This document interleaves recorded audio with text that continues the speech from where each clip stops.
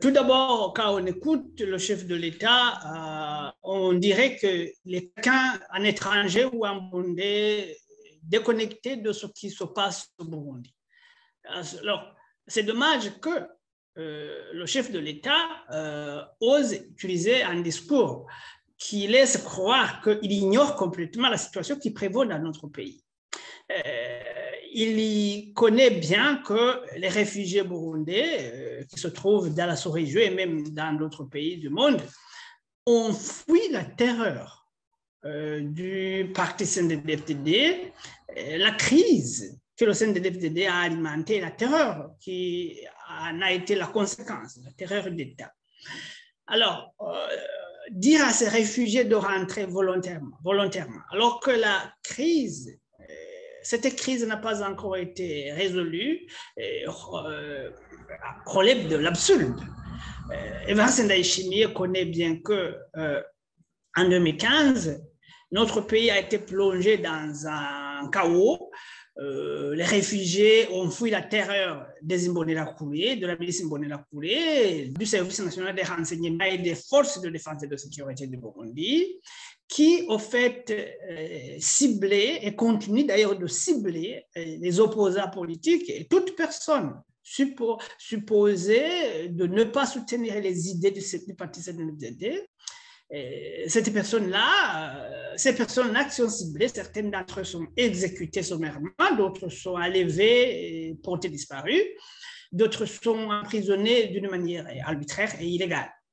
Alors, toutes ces conséquences de la crise qui découlent du troisième mandat de M. Pierre Nkurunziza n'ont pas encore disparu. Nous sommes en 2022, mais le réfugié qui a fui le Burundi en 2015 voit toujours la même situation qui l'a fait fuir, sévir encore aujourd'hui en 2022. C'est-à-dire, Evariste doit faire beaucoup plus. Il doit s'attaquer aux causes profondes de l'exil de ces réfugiés.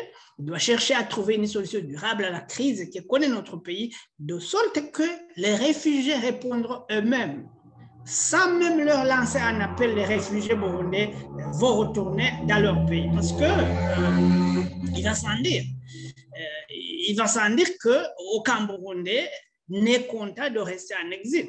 Mais il faut aussi vous rappeler que parmi les réfugiés burundais qui se trouvent en exil aujourd'hui, il y a des réfugiés, des journalistes, des hommes politiques, des opposants politiques, des acteurs de la société civile qui sont poursuivis par la justice burundaise et par conséquent empêchés de retourner dans leur pays par le seul fait qu'ils ne sont pas en accord avec le régime en place. Depuis 2015, il y a des réfugiés qui ont pris le risque de rentrer dans leur pays, malgré la situation chaotique qui sévit au Burundi jusqu'à aujourd'hui.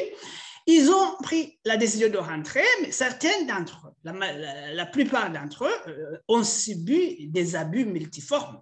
Il y a ceux qui ont été arrêtés, d'autres qui ont été enlevés, portés disparus, et d'autres qui ont été exécutés.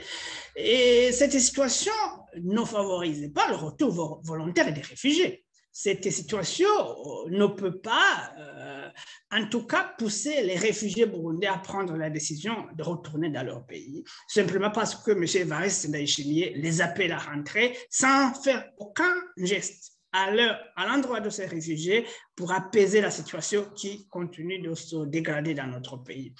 Au moment où je vous parle, il n'y a même pas une semaine, le 28 décembre 2021, l'année qui vient de s'achever, il y a un réfugié burundais qui avait fui en 2017. Il avait fui au Rwanda et finalement, le 15 décembre de l'année qui vient de s'écouler, il a décidé volontairement de rentrer, avant même l'appel du chef de l'État. 2 semaines plus tard, 13 jours plus tard, il a été enlevé par un véhicule du service national des renseignements. Il y reste jusqu'à présent introuvable. Alors, le président appelle les réfugiés à rentrer, mais au même moment, ceux qui prennent le risque de retourner dans leur pays volontairement sont arrêtés, d'autres portés disparus. c'est complètement absurde que le chef de l'État ignorerait de tels abus.